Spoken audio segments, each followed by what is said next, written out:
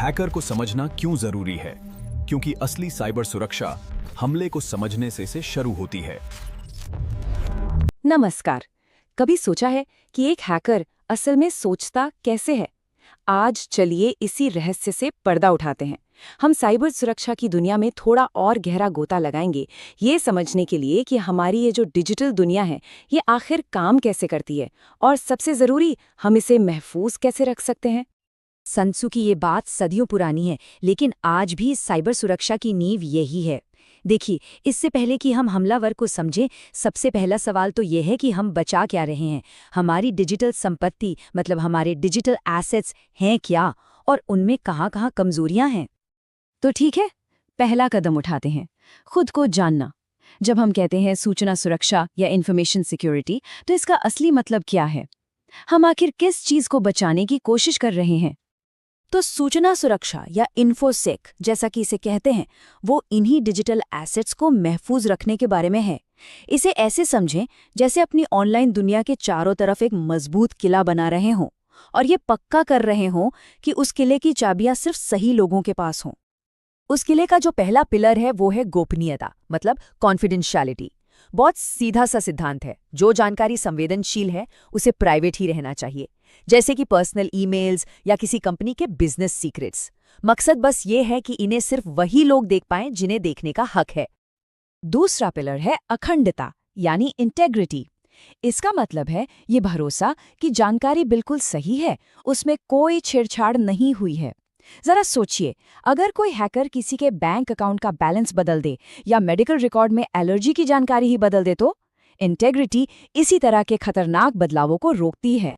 और फिर आता है तीसरा पिलर, उपलब्धता या अवेलेबिलिटी।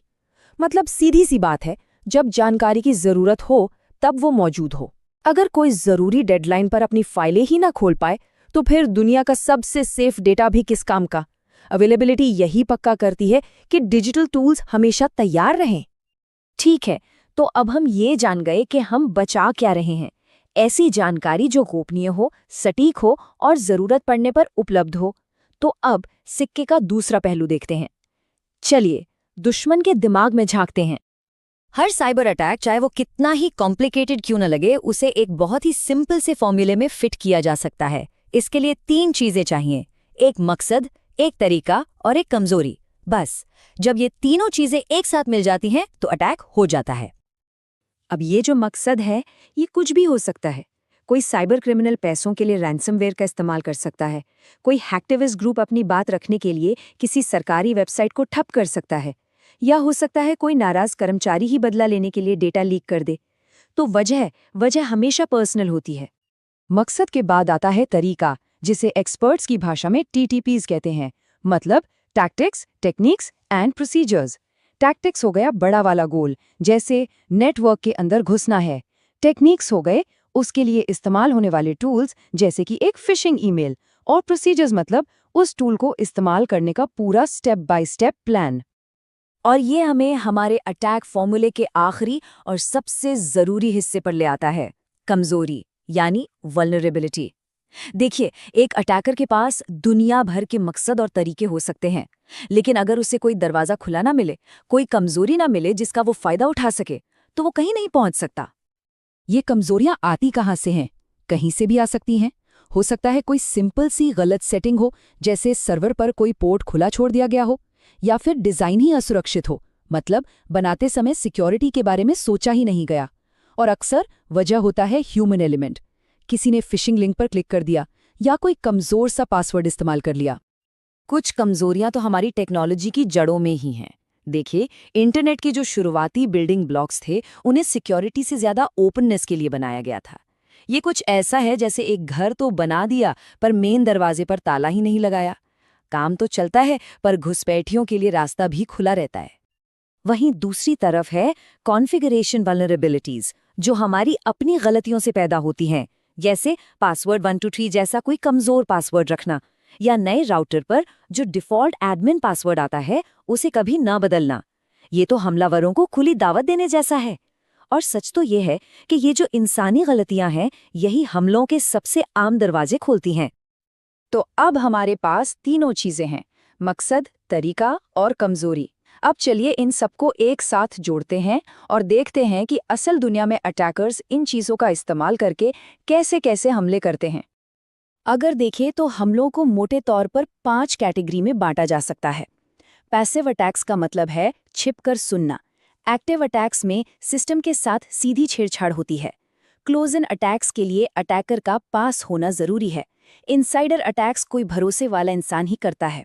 और डिस्ट्रीब्यूशन अटैक्स सप्लाई चेन पर निशाना साधते हैं। आज हम खास तौर पर एक्टिव अटैक्स पर फोकस करेंगे। क्यों? क्योंकि ये सबसे डायरेक्ट और अक्सर सबसे ज्यादा तबाही मचाने वाले होते हैं। ये वो हमले हैं जहां हमलावर डिजिटल दरवाजा खटखटाता नहीं बल्कि तोड़कर अंदर घुस आता है। इसका एक क्लासिक एग्जाम्पल है डिनायल ऑफ सर्विस या डॉस अटैक। सोचिए, एक दुकान में अचानक लाखों फर्जी ग्राहक घुस आएं तो क्या होगा? कोई असली ग्राहक तो अंदर जा ही नहीं पाएगा। एक डॉस अटैक किसी वेबसाइट या सर्वर के साथ बिल्कुल यही करता है। उसे इतने फर्जी ट्रैफिक से भर देता है कि वो ठप पड़ जाता है। फिर आती है वो बदनाम चीज, मैलवेयर। इसमें वायरस से लेकर रैंसमवेयर तक सब कुछ आ जाता है। और रैंसमवेयर क्या करता है? ये सबसे कीमती फाइलों को, चाहे वो फैमिली फोटोज हों या जरूरी ऑफिस के डॉक्यूमेंट्स, उन्हें डिजिटल तौर पर किडनैप कर लेता है और फिरौती मांगता है। और हाँ, पासवर्ड पर होने वाले हमले तो हैं ही। अटैकर्स ऑटोमेटिक टूल्स से पासवर्ड गेस करने की कोशिश कर सकते हैं, फिशिंग ईमेल से धोखा दे सकते हैं या कहीं और हुए डेटा लीक से चुराए गए पासवर्ड इस्तेमाल कर सकते हैं। ये समझिए कि डिजिटल चाबियों को चुराने की एक लगातार कोशिश चलती रहती है। अब जरा एक कदम पीछे हटते हैं। इन अकेले हमलों से ऊपर उठकर देखते हैं। जब यही टैक्टिक्स और तरीके देश, सेनाएं या बड़ी-बड़ी कंपनियां एक दूसरे के खिलाफ इस्तेमाल करती हैं, तब हम एक बिल्कुल अलग मैदान में आ जाते हैं, जिसे कहते हैं इंफॉर्मेशन वॉरफेयर।